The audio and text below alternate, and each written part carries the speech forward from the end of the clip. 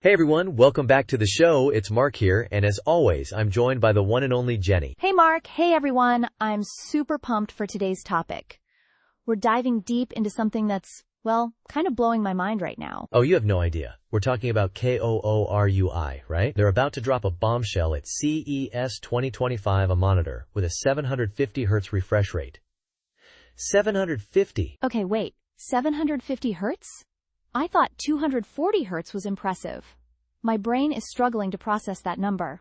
Let's back up a bit. Can you explain what refresh rate even means for those of us who aren't hardcore gamers? Totally. So basically, refresh rate is how many times per second your monitor can redraw the image on the screen. It's measured in hertz, Hz. Think of it like those old school flip books. The more pages you flip per second, the smoother the animation looks, right? Okay, that makes sense. So a higher refresh rate means a smoother, more fluid image? Exactly. And for gaming, especially fast-paced stuff like first-person shooters, it's a game changer. You get less motion blur, less ghosting. It's like seeing the game world in ultra-high-definition slow motion. This is really important for pro esports players. I can see that.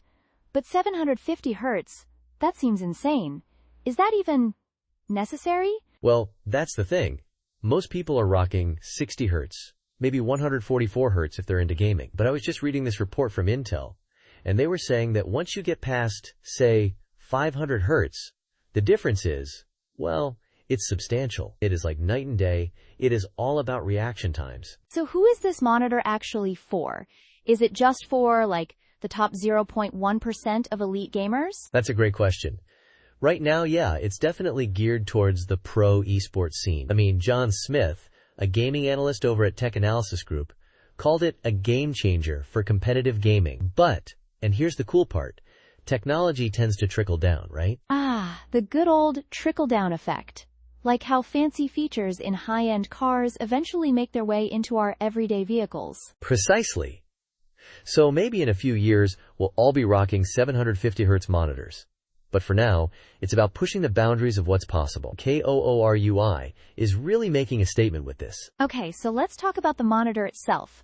What do we know about the KOORUI G7? Alright, so it's a 24.5-inch Full HD display. And get this, they're using a TN panel, but it's not your average TN panel. It has a 0.5 milliseconds response time. That is fast. Hold up, TN panel? I thought those were known for, shall we say, less than stellar color accuracy? You're spot on. Historically, TN panels have been the go-to for speed, but they've sacrificed color quality. But, and this is where it gets interesting, KOORUI is using something called QD film. QD film? What's that, some kind of high-tech photography thing? Laughs. Not quite. QID stands for quantum dot. Basically, it's a layer of these tiny nanocrystals that emit light at specific wavelengths. Think of them like super precise color filters. Anna Lee over at the Display Innovation Lab wrote a fascinating piece on this. She's a real expert. So they're using these quantum dots to fix the color issues in TN panels? Exactly. They're claiming it can achieve up to 95% of the DCI-P 3-color gamut, which, in simpler terms, means much better color accuracy and a wider range of colors. This makes the monitor more versatile. Okay, that's actually pretty impressive. They're taking the best of both worlds, the speed of TN and the color accuracy of, say, an IPS panel, thanks to this QD film. Right? It's kind of like, ooh. You know when you mod a car, you take a solid base and then tweak it to get the best possible performance? That's what they're doing here. I love that analogy. So are there any downsides to this whole setup? I mean, it can't all be sunshine and rainbows, can it? Well, there's the price, obviously. This kind of tech won't be cheap. And then there's the fact that you'll need some serious hardware to actually push 750 frames per second. Your CPU and GPU will be working overtime. Ah, there's always a catch, isn't there? So you can't just plug this into your old laptop and expect miracles. Definitely not. You'll need a top-of-the-line gaming rig to take full advantage of that refresh rate. And even then, some games might not even be optimized for it yet. So it's a bit of a future-proofing investment then? I'd say so. It's for the early adopters, the enthusiasts who want the absolute cutting edge.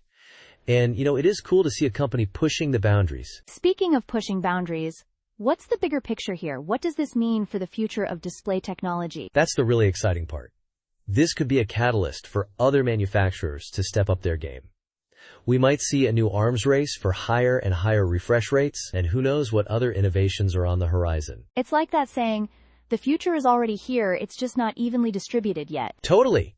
And beyond gaming, I can see this tech finding its way into other fields.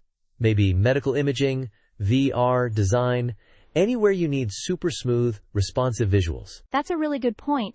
It's not just about making games look prettier, it's about improving the way we interact with technology in general. Exactly. And, you know me, I love seeing this kind of innovation.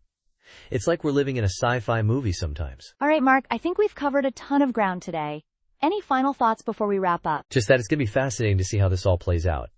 I'll definitely be keeping an eye on KOORUI and what they do after this announcement. CES 2025 just got a whole lot more interesting. Couldn't agree more. This is definitely a space to watch. Thanks for breaking it all down, Mark. And thanks to all of you for listening.